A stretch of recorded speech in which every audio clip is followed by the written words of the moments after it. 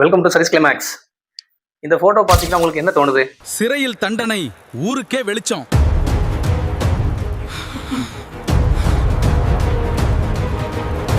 Orange colour dress போட்டு எல்லாரும் cycle தூக்கிட்டு அழகா சுத்துறானுங்க. அதாவது ஒரு ஜெயில் கைதிக சைக்கிள்ல ஜாலியா சுத்துற மாதிரி இருக்குதா?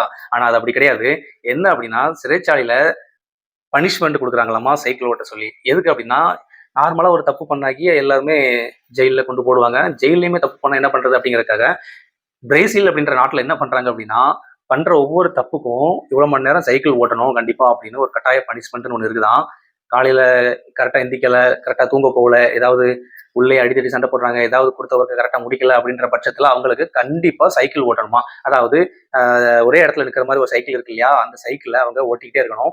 இதனடா வேடிக்கையான பனிஷ்மெண்டா இருக்குன்னு பாத்தீங்கன்னா அந்த சைக்கிள் ஓட்டுறதுனால பக்கத்துல இருக்கிற ஒரு தெருவுக்கு வெளிச்சம் கிடைக்குது அப்படின்னா உங்களால நம்ப முடியுதா? என்ன பண்றாங்கன்னா அந்த பின்னாடி வந்துட்டு ஒரு டைனமோ செட் பண்ணிடுறாங்க. டைனமோ சுத்தும் போது மின்சாரம் உருவாகுது.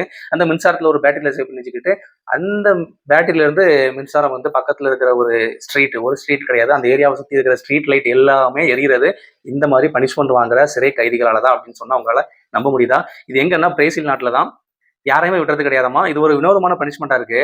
அப்படியே பாத்தீங்கன்னா 14 மணி நேரம் சைக்கிள் ஓட்டுனாங்க அப்படின்னா அவங்களுக்கு ஒரு நாள் தண்டனையில இருந்து குறைக்கப்படும். அதாவது அவங்க தண்டனை காலத்துல இருந்து ஒவ்வொரு நாளா குறைச்சிட்டே வருவாங்களாம் 16 மணி நேரம் சைக்கிள் ஓட்டினா.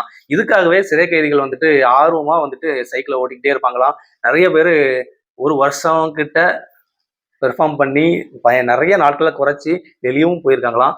ஸோ இதனால என்ன சொல்ல வராங்க அப்படின்னா அந்த சிறை கைதிகளுக்கும் உடல் தகுதி நல்லா இருக்குது, அது போக சொசைட்டிக்கும் ஒரு நல்ல விஷயம் நடக்குது அப்படின்னுட்டு சூப்பரா பிளான் பண்ணி அழகா பண்ணியிருக்கானுங்க. இதே மாதிரி இன்னும் நிறைய கண்ட்ரி இம்ப்ளிமெண்ட் பண்ணிட்டு இருக்காங்க. ஆனா இதே மாதிரி இந்தியாவில் இருக்குதா அப்படின்னு கேட்டா தெரியல.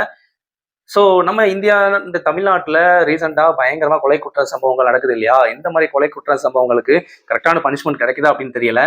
அட்லீஸ்ட் கரெக்டான தண்டனை கொடுக்கல அப்படின்னாலும் இந்த மாதிரி உள்ள ஜெயில தூக்கி போட்டு 24 ஹவர்ஸும் சைக்கிள் ஓட்ட விடுங்க, அவனுக்கு சைக்கிள் ஓட்டியே சாகட்டும். ஆனா நீங்க பாத்தீங்கன்னா ஈஸியா கொலை பண்ணிட்டு உள்ள போறானுங்க, ஈஸியா ஜாமீன் வாங்கிட்டு வெளியே வந்துடுறானுங்க. இதுதான் இப்போதைய காலகட்டத்தில் நடந்துகிட்டு இருக்குது. இந்த மாதிரி கொலை குற்றங்கள் பண்ற தமிழ்நாட்டில் இருக்கிற சிறைக்கு சென்றவர்களுக்கு எந்த மாதிரி தண்டனை கொடுத்தா கரெக்டா இருக்கும் அப்படின்றத நீங்க கமெண்ட்ல சொல்லிட்டு போயிருங்க.